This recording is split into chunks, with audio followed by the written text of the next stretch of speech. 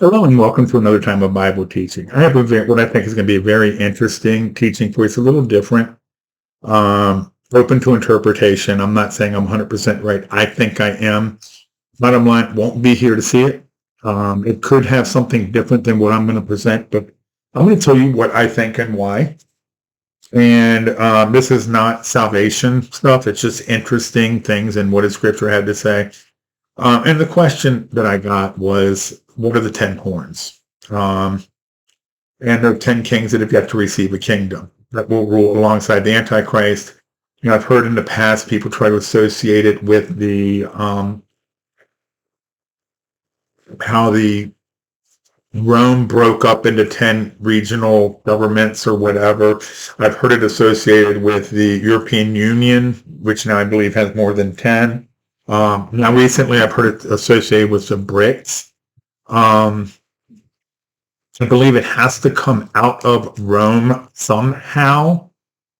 Okay, and I'll show you that and explain why. I don't think the BRICS are a possibility. It's me. It could be. I could be wrong. But let's go. But see, the thing is, these 10 horns, it touches so many other things. In order to put it together, there's so many other questions that come up along it. So what we're going to be looking at is heads and horns and golden censer or golden cups. Babylon destroyed in an hour. 10 kings that have yet to receive a kingdom. A great statue, beasts, locusts, lions, leopards, and oh my! There's a lot to look at, and I'm going to try to make it make sense the best I can. It's hard because there's so many different places from so many different scriptures that we're going to try to pull together. It kind of makes my head hurt trying to put it together. I get it. I understand it, but trying to explain it to you is maybe not that easy to do. So I'm going to do the best I can to do this. So grab a pen and paper, grab your Bible. Let's open up those Bibles and let's dig in, okay? Through this episode. The first thing we're going to look at is what in the Bible is it talk about 10 horns. So what I did is I went into Bible Gateway and I plugged in 10 horns, and here are the places that I get references to. Daniel 7, and we're going to go through these again in more detail. The first beast, there are 4 beasts in Daniel 7, and the first beast, this is the first beast that has 10 horns. And in the explanation, the 10 horns that were on its head, and another horn came up, which is the antichrist. It spoke these boastful things. And it's interesting because the 10 horns are 10 kings who shall arise out of it. Afterwards, and another shall rise with them, again talking about the Antichrist coming up. And it's interesting because that's going to go right into Daniel 7:25, which we'll speak of in a little bit. And then it's in Revelation 12:3, middle of tribulation, and there's a sign in heaven, behold, a fiery red dragon, Satan, having 7 heads and 10 horns. And 7 diadems on its head. So now we're going to be introduced to 10 horns. Then it's going to show up in Revelation. Now we're introduced to 7 heads. And the 7 heads and the 10 horns will be seen over and over together in the book of Revelation. Then I stood on the sea, Revelation 13:1, and I saw a beast, the Antichrist, coming up out of the sea, having 7 heads and 10 horns.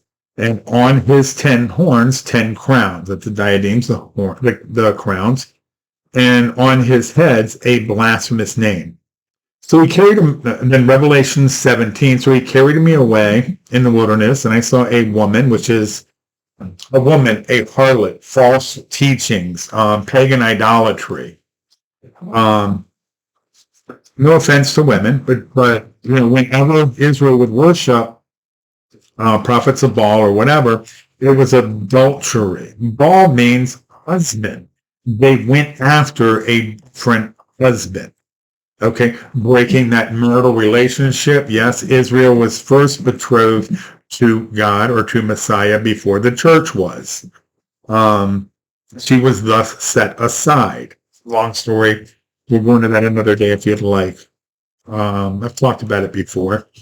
Anyhow, but the Revelation 17:7, but the angel said to me, why do you marvel?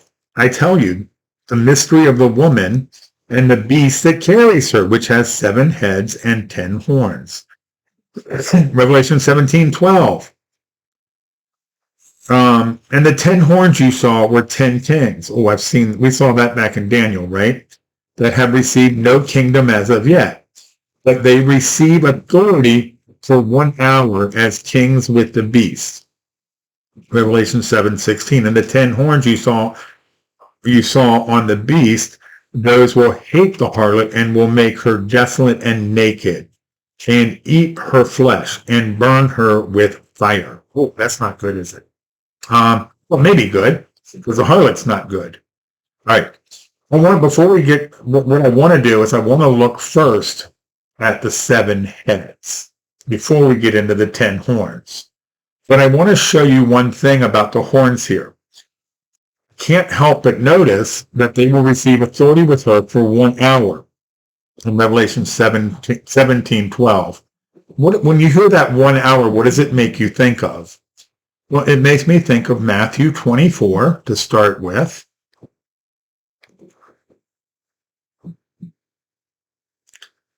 And this is probably the most misunderstood verse in prophecy. But of that day and hour, no one knows, not even my angels in heaven, but only my Father. See, nobody knows here. Show me this. Well, what day are they talking about? That day. Let's go. What is the verse before this? And heaven and earth will pass away, but my words will by no means pass away. Interesting. So that day is when the new heaven and the new earth come? No, it's 1,000 years. It's the last 1,000 years. Okay. 6 days you work, 1 day you rest, a Sabbath. 6 years you work the land, 1 year you give the land a Sabbath rest, a Shemitah year. 6,000 years we will be on earth. 1,000 years, that day, the last day, the day of the Lord, whatever you want to call it, the Lord's day, that last day is 1,000 years, starting with the rapture and tribulation.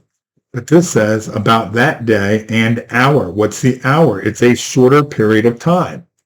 Focus me over to Revelation 3.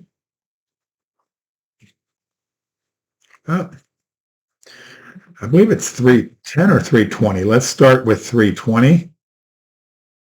Nope, go to 3:10. Because you have kept my commandment to persevere, I will also keep you from the hour of trial, which shall come upon the whole world to test those who dwell on the earth. So that hour represents tribulation.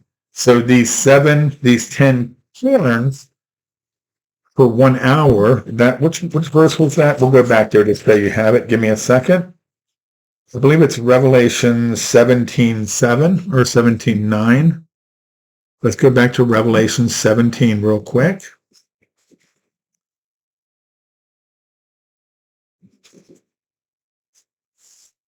Um,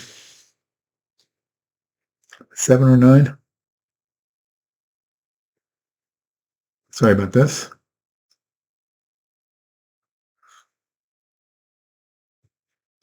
I tell you the mystery of the woman and the beast that carries her, which has 7 heads and 10 horns. It's not there.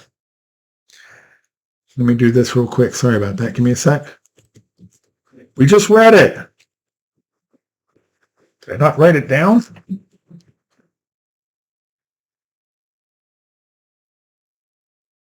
Wow. And the 10, I didn't write it down, did I? So 12 and 16, I should have had written here.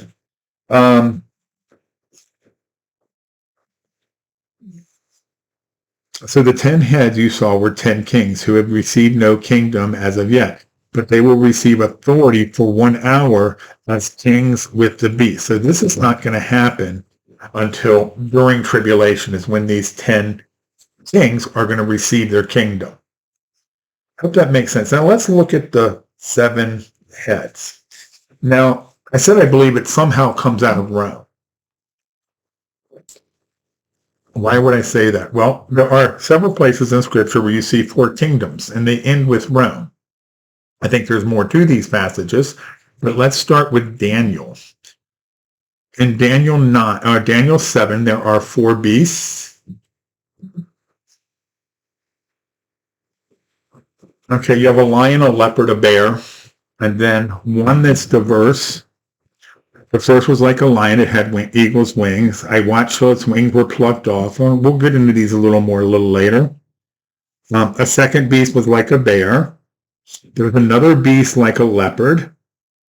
And then there is one that's a fourth beast, dreadful and terrible, exceedingly strong, huge iron teeth, breaking into pieces with its residue. And we'll look more at these later. But anyhow, these four beasts, it has traditionally been understood that it is Babylon, Medo-Persian Empire, Greece, and Rome. I have no problem with that. I think there's a second fulfillment of these four.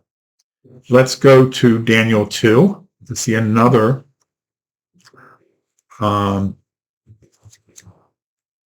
place that is traditionally understood to be those same four, which let's come down to best place in here to look is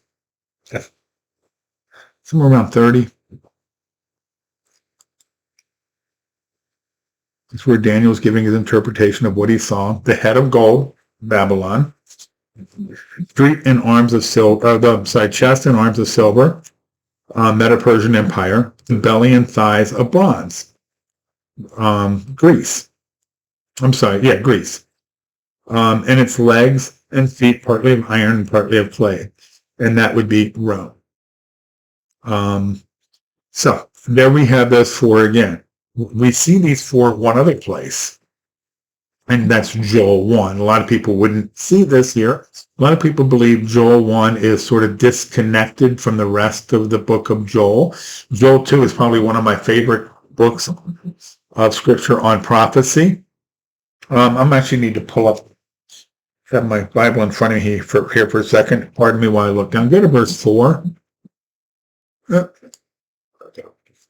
What the chewing locusts left, the swarming locusts have eaten. What the swarming locusts left, the crawling locusts have eaten. And what the crawling locusts left, the consuming locusts have eaten. So you have four sets of locusts. Each one of these types of locusts eats and does more destruction than the next.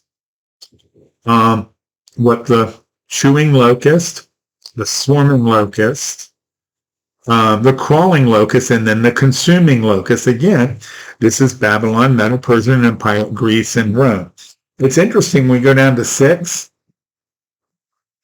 For a nation has come up against my land, strong and without number. His teeth are like the teeth of lion, and has large fangs and of a fierce lion. This is Hosea. Let's go to Hosea. I'm just going to show this to you. 5, starting in verse 14. For I will be like a lion to Ephraim, and a young lion to the house of Judah. Okay, so in Ephraim, the northern kingdom was taken away by Assyria, scattered all over the place. They still have yet to come back to this day. Okay, and like a young lion to the house of Judah. Judah was taken off to Babylon and has since come back. The young lions do not destroy as much. They do not scatter as far as the big lions would. Okay, even I tear them and go away. I will take them away, and no one shall restore. That's 70 AD. I will return again to my place. That's Psalm 110:1. Until they acknowledge their offense. What do they have to say? Blessed is he who comes in the name of the Lord. Then they shall seek my face. And in their affliction, they will earnestly seek me. This will happen just before the midpoint of tribulation. When they're expecting peace, they're not getting peace, and they've got Gog and Magog and everybody bearing down on them, and they're going to be, oh my goodness, blessed is he who comes in the name of the Lord. And they're going to repent. You see this in Zechariah 10. For the next chapter, come, let us return to the Lord. He has torn us, but he will heal us. He has stricken us, but he will bind us. After 2 days, he shall revive us. And on the 3rd day, he will raise us up, that we may live in his sight.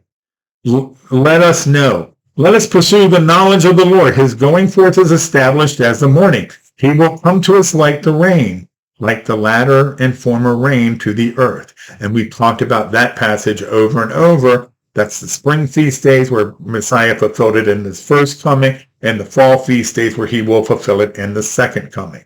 All right, let's go back to Joel 1. So what I'm just trying to show you here in Joel, that this is seriously connected with end times prophecy. It's not like some historical event. And basically, it is pleading with them to get right with God. Before you get into Joel 2, and at Joel 2:1, you're starting with the rapture and tribulation. The other thing, there's only just one other thing I wanted to show you, and I don't want to spend too much time in here, is if you see verse 15, alas, for that day, for the day of the Lord is at hand. It shall come as destruction from the Almighty. So when you see day of the Lord, end times prophecy, there's a lot wrapped up into this. All right. Now, so we see this historically. It's been understood, and everybody's always understood these four. And ending with Rome, and we are in the time of Rome at this point. And this is the way the book of Zechariah is set up. In the last number of chapters of Zechariah go through these same four kingdoms. And it's too much to explain. Zechariah is very complicated. I've done teachings on them. I believe they're on my website.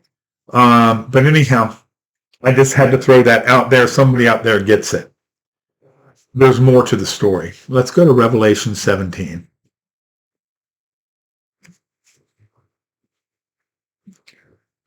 Give me a second here. And we're going to start with, come down near the end.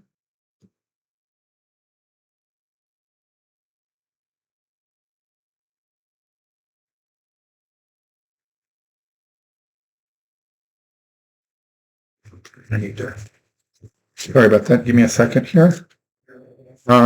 Verse 9. So here has a mind, let him have wisdom. The 7 heads are 7 mountains on which a woman sits. What does he mean, mountains? Mountains are kingdoms. Okay? They are not physical mountains. Why would I say that? Let's go to, whatever my note. Isaiah 2.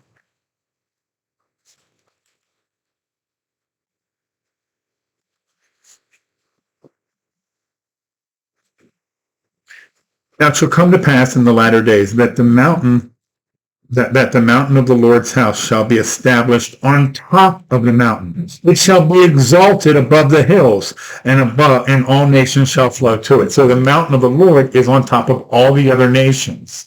And all the other nations will flow to it.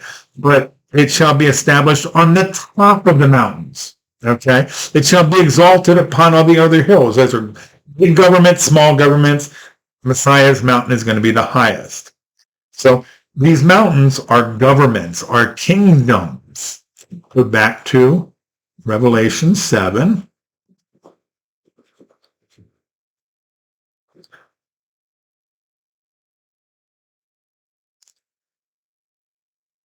By the way, am I in the right place? Revelation 17. My apologies. I'm like, that's wild. I didn't know that was in Revelation 17.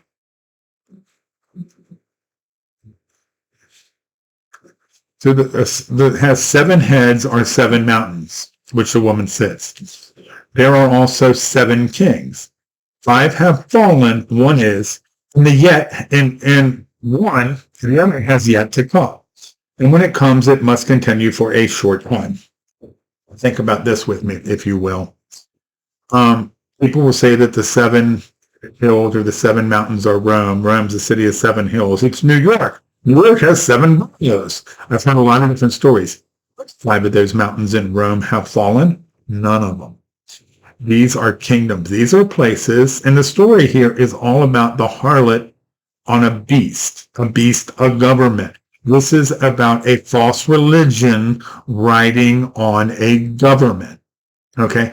5 have fallen. It doesn't matter which ones they were. I believe it's Egypt, Assyria, Babylon, Medo-Persian Empire, Greece. Okay. One that is. Which one is that when John is writing? Rome. Rome was the false religion writing on a government when John was writing. So there's one to come after that. Let's keep reading. The beast that was is not, is himself the eighth, and is of the seventh, and is going to perdition. So somehow there's going to be an eighth kingdom that somehow comes out of the seventh. And we would be in that seventh period right now, the one that was and one that's going to come. So that would be where we're at today. And there's an eighth that's going to come out of it. The 10 horns you saw are 10 kings that have received no kingdom. They receive their authority with the king and with the beast. Okay, let's go back to Daniel 7.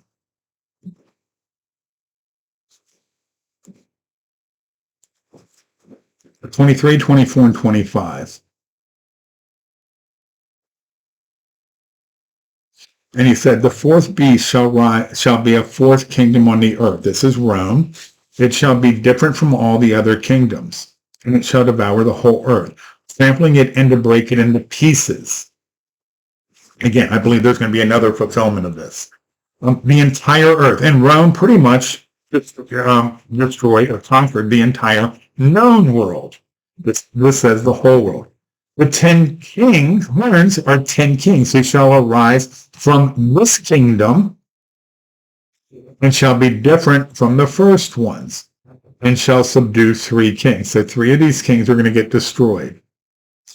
So there's going to be the little horn that pops up, and that little horn speaks pompous words against the Most High, and shall persecute the saints of the Most High, and shall attend to change the times of the laws, and the saints shall be given into his hands for times, and half a times. That's clearly the second half of tribulation.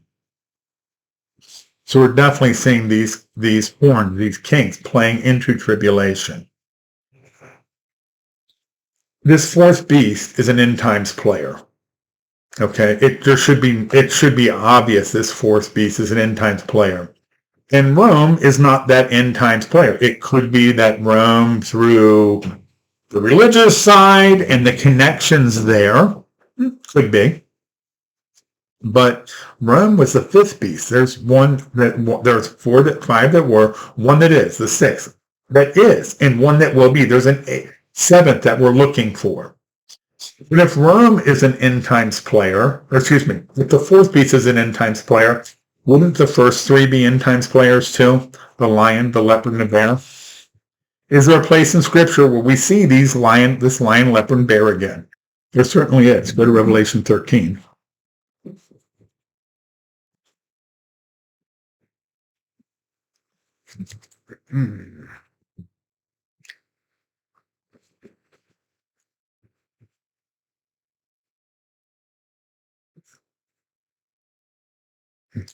I'm sorry, maybe it's in the beginning.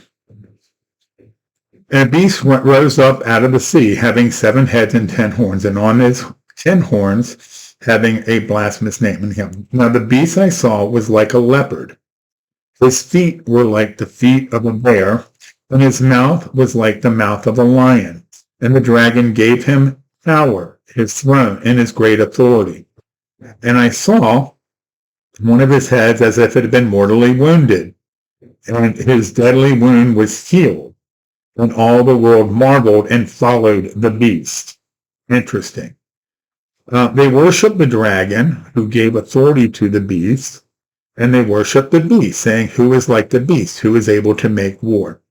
So this beast, Antichrist, lion, leopard, bear, and it speaks most boastful things. What's in charge? The mouth, the lion. Let's go back to Daniel 7 and look at the lion.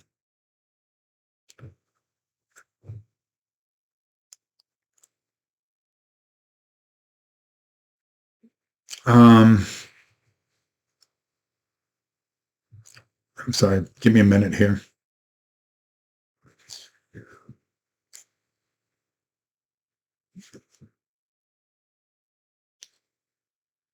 The first was like a lion, and it had eagle's wings. I watched till the wings were plucked off, and it was lifted up from the earth and made stand on 2 feet like a man, and a man's heart was given to it. What country in the world today that could possibly be this 6th kingdom, the one after Rome, the one that's kind of controlling the earth? What country could it possibly be? That's represented by a lion. I think London, Great Britain. What would be the eagle that is associated with her? That would be, the United States. And it doesn't look good because the wings are plucked off. And this beast, Great Britain, is given the heart of a man. Lifted up on 2 feet and given the heart of a man. There's your antichrist coming out of Great Britain. I believe it's King Charles. Okay? And I have other reasons for believing that, but I'm not going to go into them here. So if our relationship is the eagle connected with Great Britain, it's possible that the United States could be the daughter of Great Britain. Let's look at that real quick.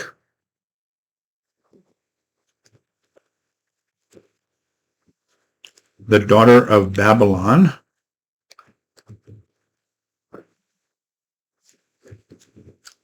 O daughter of Babylon, you are to be destroyed.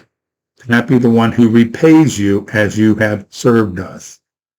O come down, sit in the dust, O virgin daughter of Babylon. Sit on the ground without a throne, O daughter of the Chaldeans. And you can read through, O Zion escape, you will dwell with the daughter of Babylon. And you can read these, and you see a lot of these things about her being destroyed. I can't help but take this to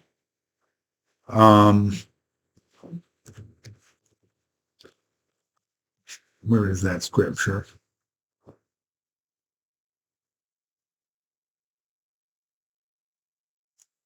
Oh,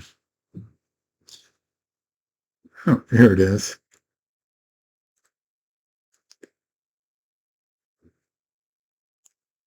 Revelation 18, let's start in 10. Start here. Revelation 17 we've been looking at. Revelation 18 is continuous of it. The kings of the earth who committed fornication and lived luxurious. Let me see, you know what? Give me a second here. Tell you what, instead, let's go back to Revelation 17 and just go to it real quick. Then one of the 7 angels came down, who had the 7 bowls, came and talked with me, saying to me, come and I will show you the judgment on the great harlot who sits on many waters. Waters later is going to be described as peoples. Okay, so waters, people, seas, peoples, with whom the kings of the earth have committed fornication. And the inhabitant of the earth was made drunk with the wine of her fornication. We're not talking about sex, we're talking about things going against God's instructions. And I believe that the nation that has exported this anti-God thing more than anybody is the United States. Pornography,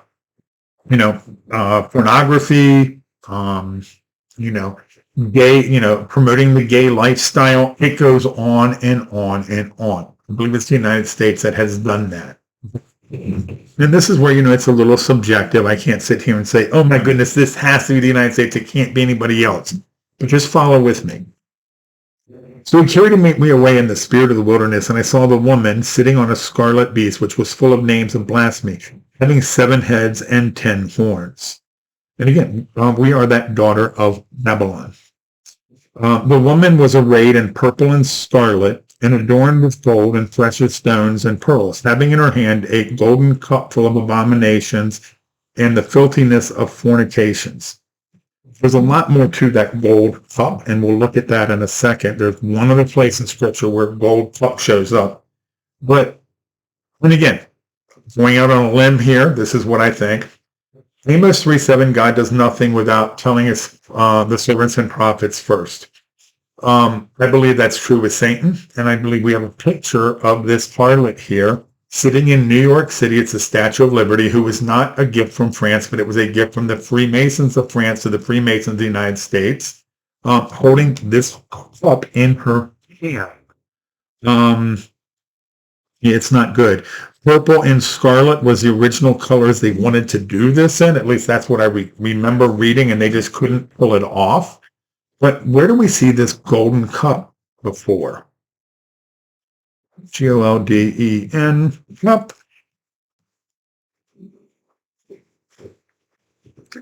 Jeremiah 51. So what does it say here?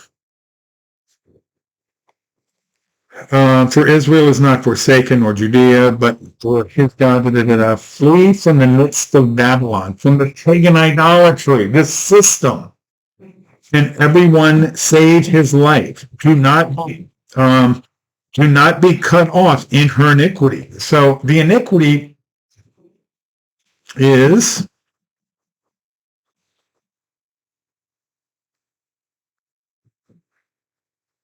what's the definition of iniquity? Perversity, depravity, iniquity, guilt, of punishment, of iniquity.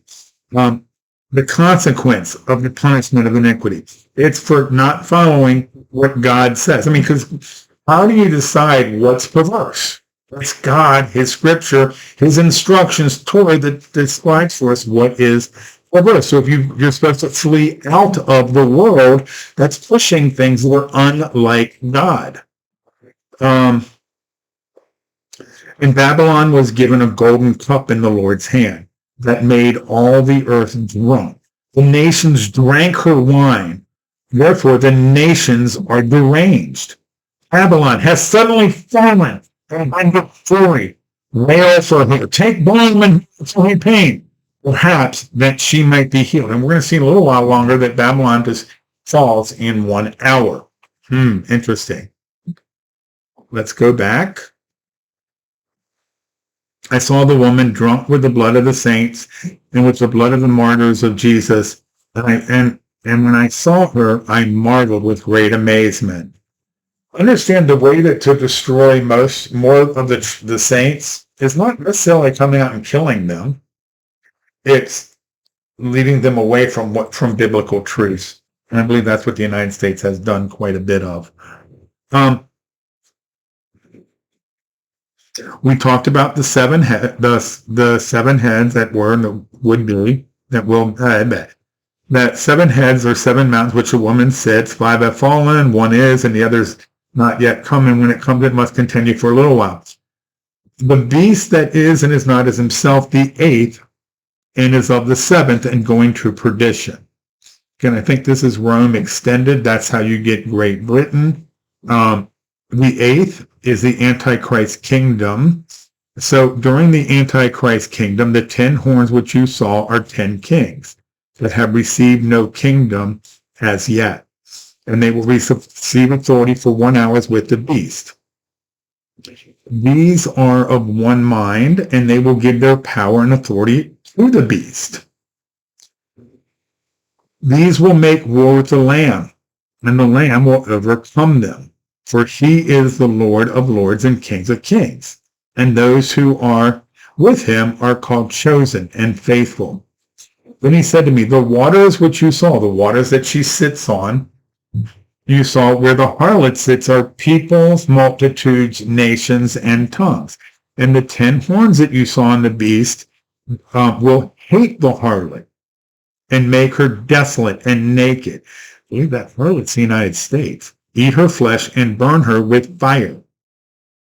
For God has put it in their hearts to fulfill his purpose, to be of one mind, to give their kingdom to the beast until the words of God are fulfilled.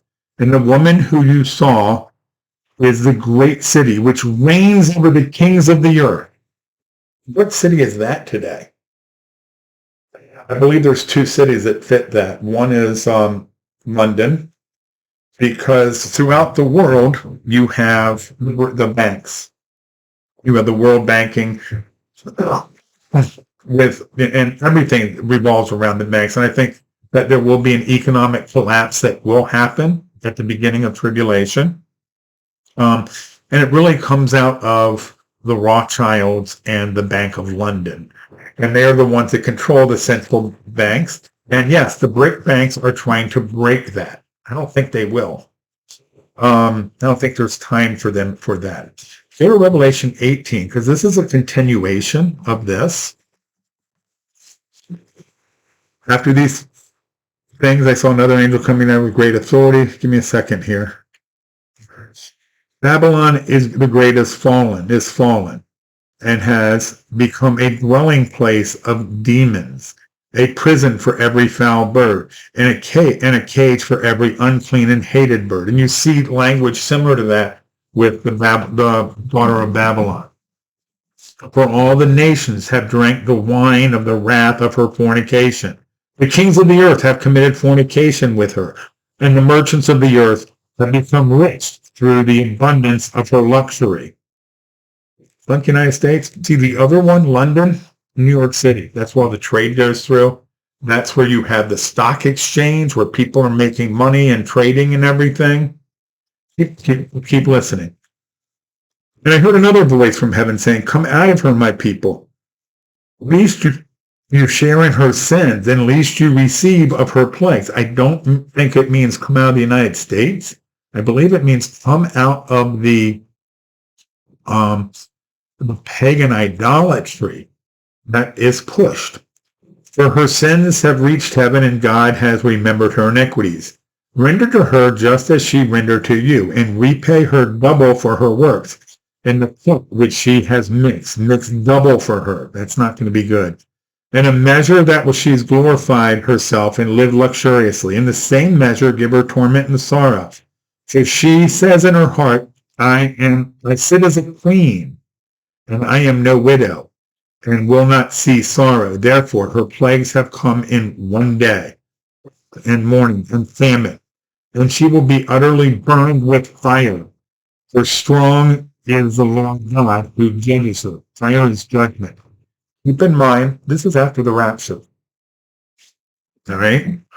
The kings of the earth who committed fornication and lived luxurious with her will weep and lament for her, for they see the smoke of her burning. Standing at the distance for fear of torment, saying, Alas, alas, the great city Babylon, that mighty city, for in 1 hour your judgment has come. And the merchants of the earth will weep and mourn for her.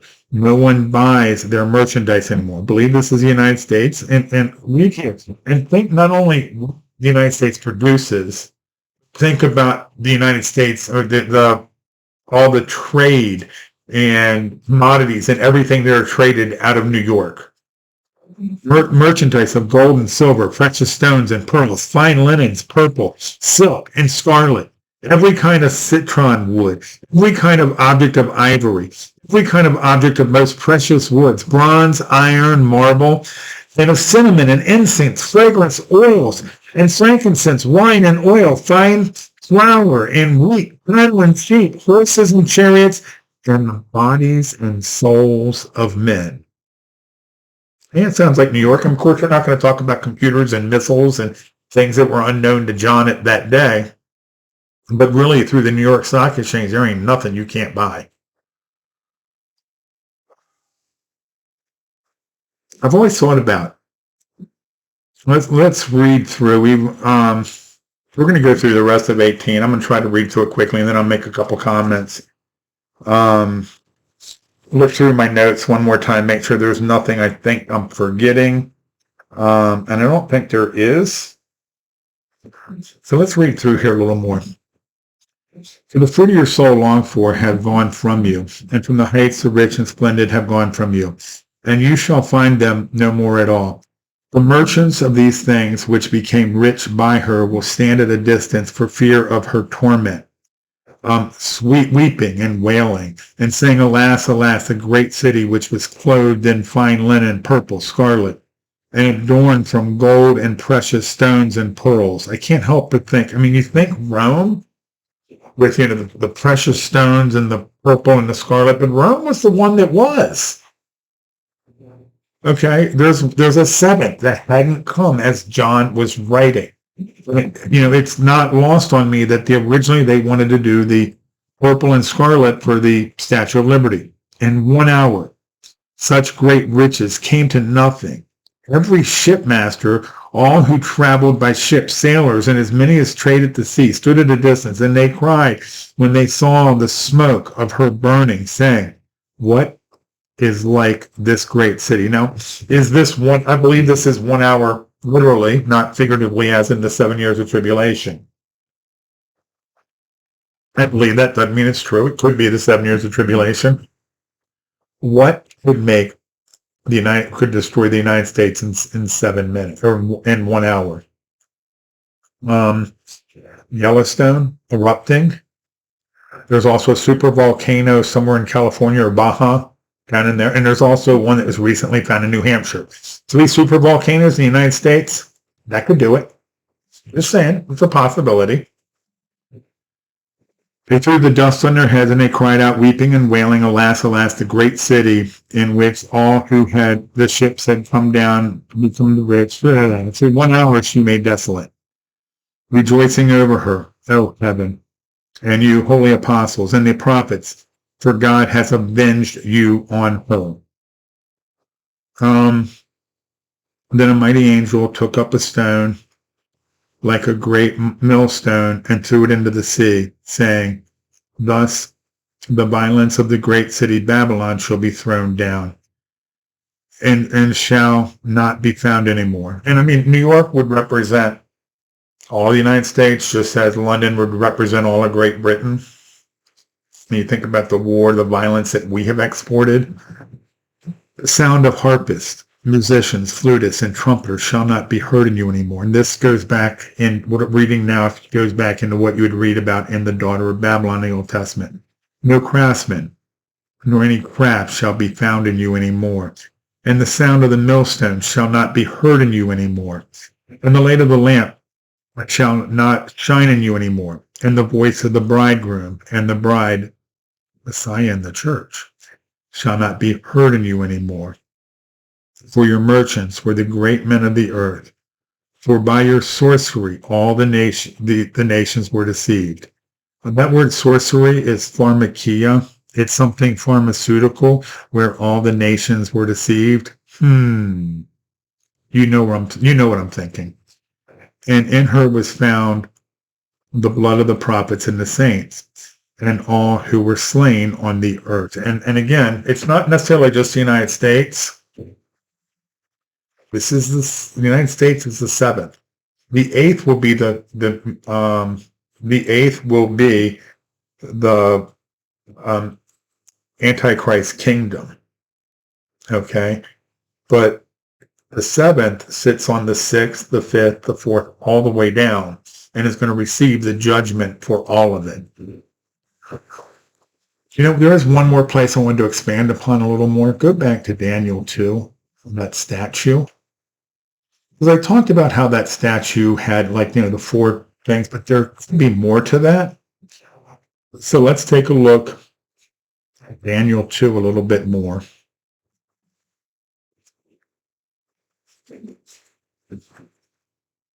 And you know what? I'm going to open up my Bible now, just so I can get to where I want to get to, because I've got my notes in my Bible, and I'll move the screen up here to go along with it. So just give me a second while I get there.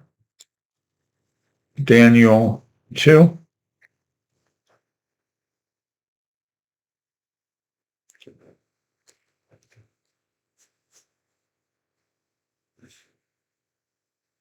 Give me a second. We're actually going to go from verse 31 through 45 in Daniel 2. From verse, 31.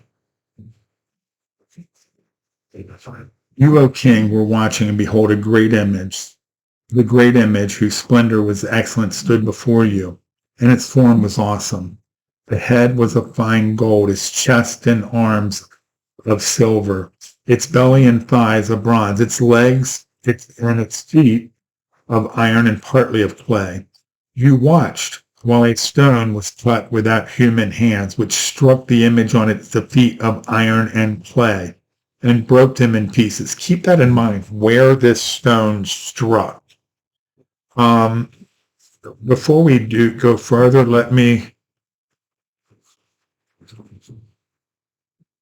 give me a second.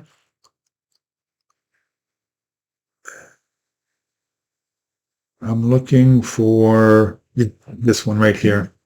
Genesis 29. Okay, let me come back here. This is where Jacob is talking about his sons. Prophecy about his sons. Jacob is a fruitful bough by a well. His branches run over the wall. The archers have bitterly grieved him and shot at him and hated him. But his bough, I lost it.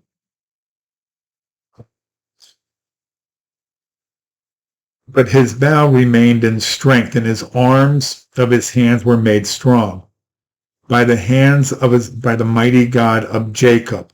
From there is the shepherd, the stone of Israel. That stone is Messiah. So the stone back in Daniel 2 that strikes this statue at the feet and the toes is Messiah. This is what's going to destroy this. Remember when Messiah was talking about having a game about throwing mountains?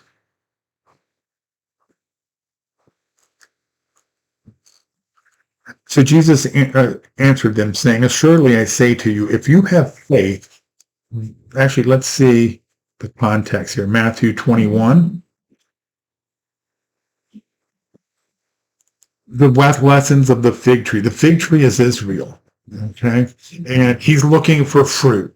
1948, Israel was not producing fruit.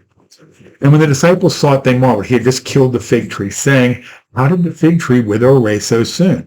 And Jesus answered them, saying, "Surely I say to you, if you have faith and do not doubt, you will by not only do what was done to this fig tree, but also if you say to this mountain, be removed and cast yourself into the sea, it will be done. And whatever things you ask in prayer, believing, you will receive." See, it's not just any mountain, not like having the faith to mountains. Yeah, I'm going to move Mount Everest. I got faith. It's not moving. That's not it. They're standing on the Temple Mount, on the Mount of Olives, I believe, at this point. They are. And what mountain is he talking about? He's talking about Jerusalem, God's holy mountain. And it's faith that we're a part of this, that we're a part of what he's going to do, and that mountain is the rock that's cut without human hands, Messiah, that's going to be thrown down and hit the feet and the toes of this statue in Daniel 2. Now, this statue in Daniel 2 represents all of these pagan empires throughout the world. All right, let's get back to Daniel 2 and pick this up.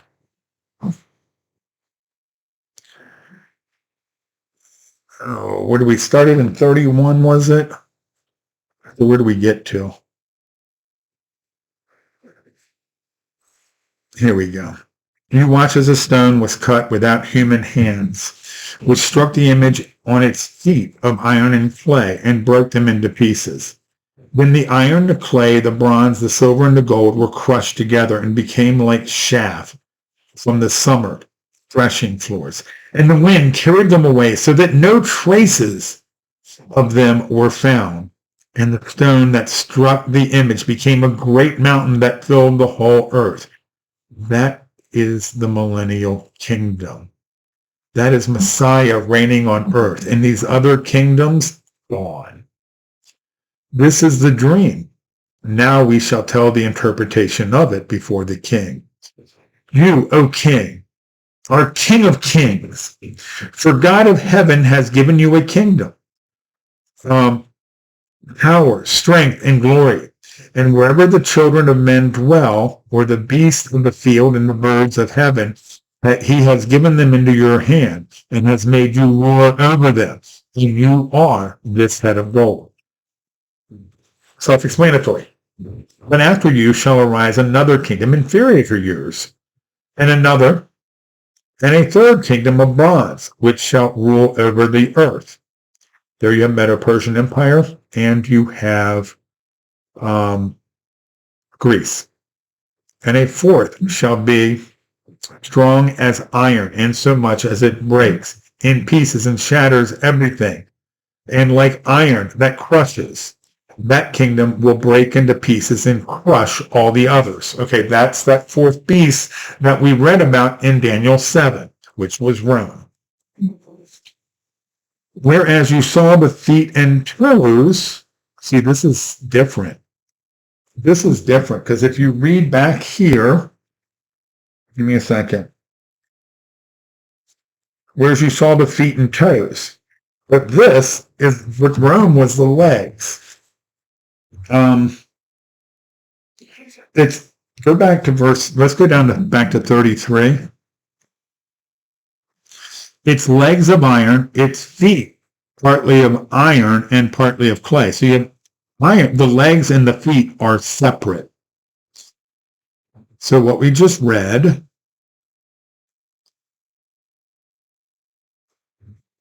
the fourth kingdom, I believe that's the legs. Rome split, north, south, or east, west, two legs. But whereas you saw the feet and toes, partly of potter's clay and partly of iron, the kingdom shall be divided. Yet the strength of the iron shall be in it, as you saw iron mixed with ceramic clay. That still could be wrong, but the toes, as for the toes of the feet, were partly iron and partly clay. So the kingdom shall be partly strong and partly fragile. All the other kingdoms, they were like completely and totally, military dominant, whatever. The Antichrist kingdom, and where we're at today and what the United States is doing today, is not totally by military power. It's through alliances, through treaties. You get backstabbing, this and that. That's the iron and clay. It doesn't quite mix together. Like we're having trouble mixing with, where the oil's coming from and all these other things. The iron mixed with clay. And as you saw the iron mixed with ceramic clay, they will mingle with the seed of man, but they shall not adhere to one another, just as iron does not mix with clay.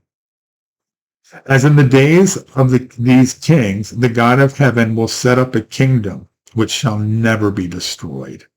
And the kingdom shall not be left to other people. It shall break into pieces and consume all these kingdoms, and it shall stand forever. Insomuch as you saw that the stone was cut out of the mountain without hands, that it broke in pieces the iron, the bronze, the clay, the silver, the gold, everything. The great God has made it known to the king what will come to pass after this. The dream is certain, and its interpretation is true. I can't help but think this whole thing about the clay and the stone, it's not like, when Babylon, it was gold, it's like, consistent, it was like military power, whatever, we will kill you. It's not alliances and treaties. Okay? Even Rome, like Egypt, was sort of separate. Israel was kind of separate. They oversaw it, but there was a lot of alliances and treaties and everything going on at that time. Notice when the Antichrist comes on the scene, in Revelation 6, verse 1, the first seal. Oh, give me a second. I looked, and behold, there was a white horse. This is the Antichrist coming out. And he who sat on it had a bow, and a crown was given to him. And he went out conquering to conquer. He didn't have any arrows. Okay? He will convert other people. He will convince other people to do his bidding. And if you look right now, I mentioned earlier about King Charles. He's the one behind the Great Reset. He's the one behind a lot of the stuff in the UN. A lot of people look at him as like a doddering old fool. He's not. He's one of the main people behind everything going on in the UN that's setting up this antichrist kingdom. Again, I'm done here. I'm not saying that this is like set in stone what I believe. There's still things that I might be a little fuzzy on here and there. But to me, all of this makes sense. And the good thing is we're not here. And I am so glad that we're not here. But the problem is we all have friends that will be here during this time. And we don't want them to be. Clock is ticking. The most important thing is you have to have Messiah in your life. And most people who think they have him don't. That's why there's a stairway to heaven and a highway to hell. You got to make sure your faith is true.